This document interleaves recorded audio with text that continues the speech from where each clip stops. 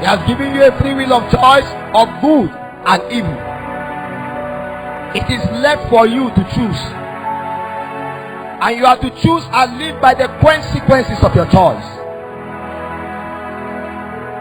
Today, there is a witness against you. It doesn't have to be your father, it doesn't have to be your mother.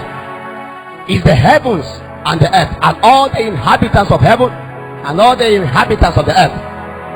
That God has given to a man a free will of choice, of life and of death, of good and of evil.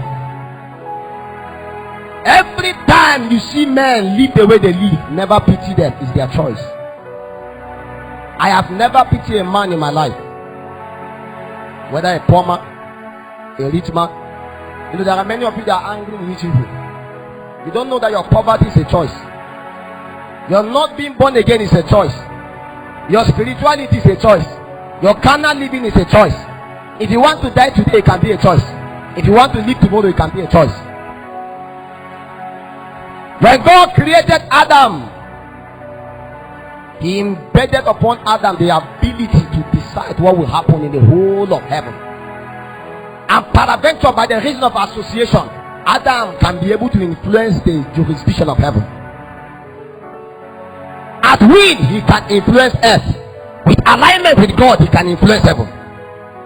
But Adam chose another government that reduced him to a day.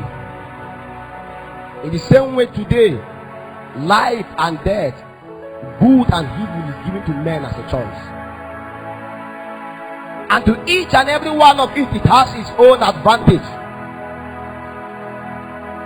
There are so many people today that tell they like the life they are living. Don't worry. Do you realize that scripture is contradicting? You see, I have said before you what? Life and death, good and evil. It doesn't say choose. I want to bring a point to you there. Then we move. Okay, he said, I have said before you what? Life and good, death and evil. Instead of life and what? Death, good and what? Evil. He said life and, are you following the reading? Life and what? You are not seeing. Life and death and. That's to let you understand that anything that is of life has what? It has good. Anything that is of what? Death has what? Anytime you see an evil man, it's a man that has death in himself. Anytime you see a good man, it's a man that has life in himself. The good that men live today is as a result of the life in them. The evil that men live today is as a result of death in them. And all of them was set by God. Man is like an incubator that can incubate both good and evil. And oftentimes that decision must be consciously guided. It must be consciously engaged.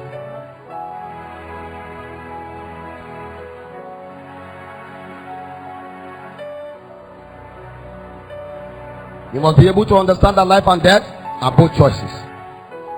And whosoever you choose, the consequences you will live by. Death is a spirit. And death as a spirit always has a character.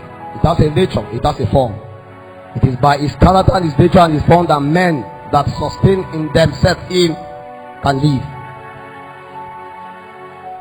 The Bible speaks about the law of the spirit of life in Christ Jesus and the law of sin and death that works in the flesh. He said the flesh profit nothing because it will always bring to death. So it is God that puts this flesh in you, but he's trying to let you understand that it can profit nothing but to bring you to death. But life is a reality in the spirit. The question is, which one did you choose? Because the way you are living, are you living good or are you living evil?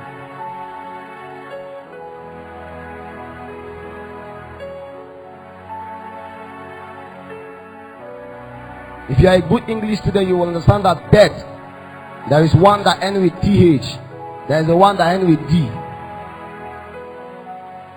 Death, the one that ends with TH, is a spirit. Death as a spirit is an enemy. He is the harbinger that go about harvesting the souls of men.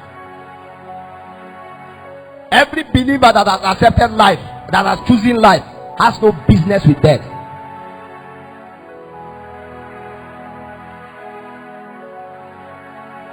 Any believer that has chosen life, he has conquered death. Because death has not been the problem. Because the strength of death lies in your capacity to continue to sin. But because sin was dealt with, death and sin lost its power, and the grave lost its stronghold. Because the grave cannot hold a man that is alive. And that is why even at the tail end, men that choose life, even if they die, at the tail end, death will reject them, and the grave will bring them back again. Why? Because a man that has life in himself cannot die. You can't kill what is alive.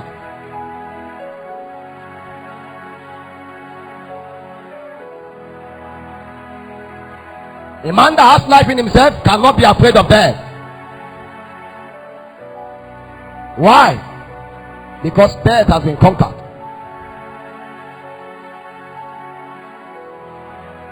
And you must be able to also understand that the same way that life, the same way that death is a spirit, life is also a spirit. Life is a being. Life is not just an English word. No, it's an entity that regulates the existence of man. Life has an essence. Because oftentimes people wonder, then what is life? Life is the essence of being. Life is the reason of existence. No matter how powerful you are in this life, if you are dead, it's one of the greatest tragedies.